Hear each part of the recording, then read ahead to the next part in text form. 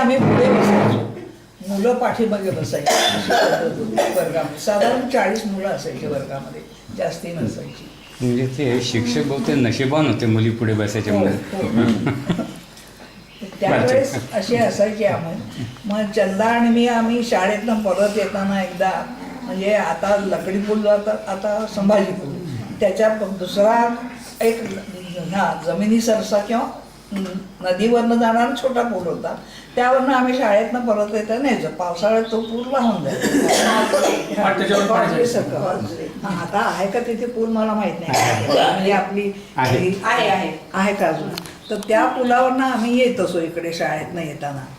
तर एकदा काय झालं, त्या तिथे खूप मोठा असा भोवरा तयार झाला, मातीचा भोवरा. चंदानी दप्तर माझ्या हातात दिलं आणि त्या भोवऱ्यात जाऊन उभं राहिला.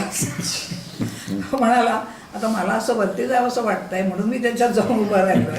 म्हणजे त्याला खरंच ती आवड होती विमानाची असं वाटतं, त्यामुळे पुढे तो गेलाच होता ह्याच्यामध्ये विमानात. म्हणजे पायलट म्हणून नाही गेला, पॅराट्रूपर म्हणून झाला होता, पण गेला होता त्याच्यामध्ये. त्यामुळे ती आवड लहानपणापासून असावी असं वाटतं त्याला, ते नव्हतं. आणि शाळेत सायकलवर ना का चालत? नाही, पहिल्यांदा नाही, पावसाळ्यामध्ये असं घ्यायचं ना. शाळेत पहिल्यांदा टांगा असायचा, तो बाबू टांगेवाला, तो आमचा टांगेवाला होता.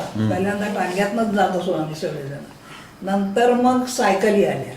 पहिल्यांदा काही मधला काळ आम्ही चालतही जात होतो, पावसामध्ये चालतच यायचो त्यावेळेस सायकलने. आणि आपल्या भांडारकर रोडवर खूप काटे असायचे, सायकली सारख्या पंक्चर व्हायच्या. आम्ही घरीच सायकलीचं पंक्चर काढत असो, कुठे टाकायचं नाही दुकानात बिकानात, घरीच काढायची, पायात काढायचं आणि घरीच करत असो सगळं.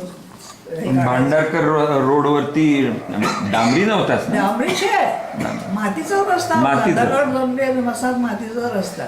आणि काटे कुठे असायचे, लोक न्यायची ना, ह्या वडारणी न्यायच्या ह्याचे ओढून फाटे बाबरीचे, ते काटे पडायचे, त्या काठ्यामुळे व्हायचं.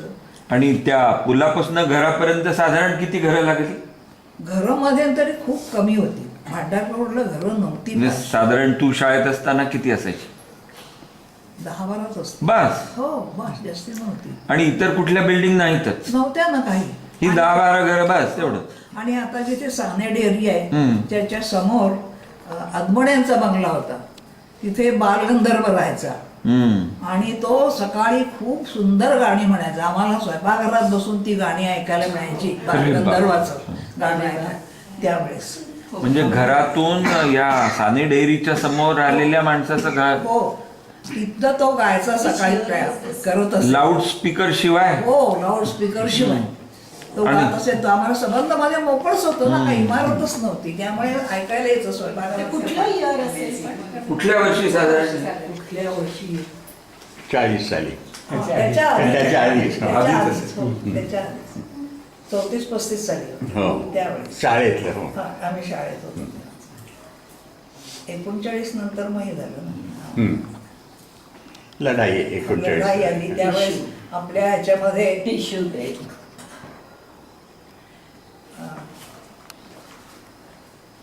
याच्यावरनं एका मुलीला पळवून नेलं होतं शिपायांनी, म्हणजे आर्मी मधल्या शिपायांनी एका मुलीला.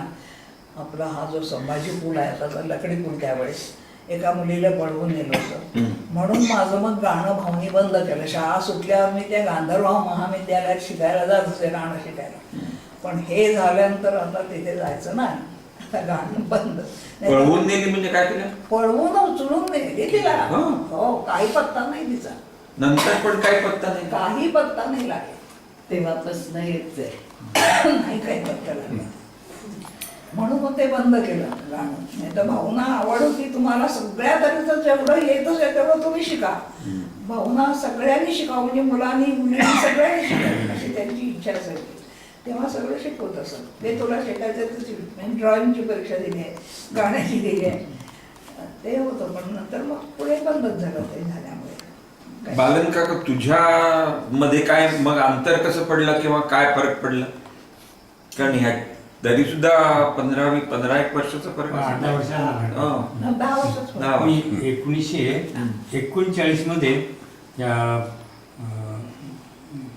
नवीन मराठी शाळा आणि न्यू इंग्लिश म्हणजे 1939 साली म्हणजे ते 1939 ते 45 ते म्हणजे पहिली मराठी म्हणजे मराठी सुरू होतं ते पहिली चौथी नवीन मराठीमध्ये ते मराठी नंतर रमण बागेत गेलो तेव्हा पहिली ते 7वी पर्यंत ती इंग्रजी शाळा इंग्रजी पहिली दुसरी असं म्हणायचं. इंग्रजी ते पहिली ते 7वीचं मॅट्रिक.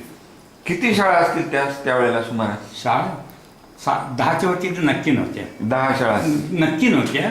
त्याच्यापेक्षा कमी थोड्याफार म्हणजे माहितीच्या म्हणजे एक रमणबाग, नानावाडा, नंतर हे नुमवी, आणखीन एक दोन असेल काय इकडे मुलीची मुली शाळा हुजूरपागा असेल.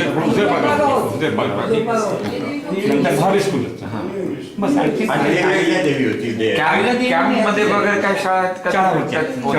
त्यांच्या माहितीच्या नाही कोणाच्या म्हणजे कॅम्पाकडे फारसं जायचं कॅम्प म्हणजे आम्हाला ते आउट ऑफ बॉन्ड जरी म्हटलं नाही तरी ते आमच्या त्या यांच्या येण्या जाण्यात नव्हतं. त्याची गंमत सांगतो. एकदा मी असं लहान असताना चालत कॅम्पमध्ये गेलो होतो. तर कॅम्पमध्ये ते आपले BA आपटे जे फर्ग्युसन कॉलेजमध्ये प्रोफेसर बरोबर. तर त्यांनी मला तिथे पाहिलं. तुडतुडी आपटे म्हणायचे त्याला. चपटे तुडतुडे आपटे. तर तिथे त्यांनी पाहिलं. धावत घरी आले. आईला सांगितलं बाळांना मी कॅम्पमध्ये पाहिलं म्हणून सकाळची वेळ. आपण काही काळजी नका करा जेवायच्या वेळ परत येईल बघा. त्यावेळेला फारशी कॅम्पात खायची सोय नाही खायची तर राहू दे आम्हाला खिशात 5 पैसे सुद्धा नसायचे. 1 आणा सुद्धा नसायचा. खिशात पैसे ठेवायची ती पद्धतच नव्हती त्यावेळेला. जेवायच्या वेळ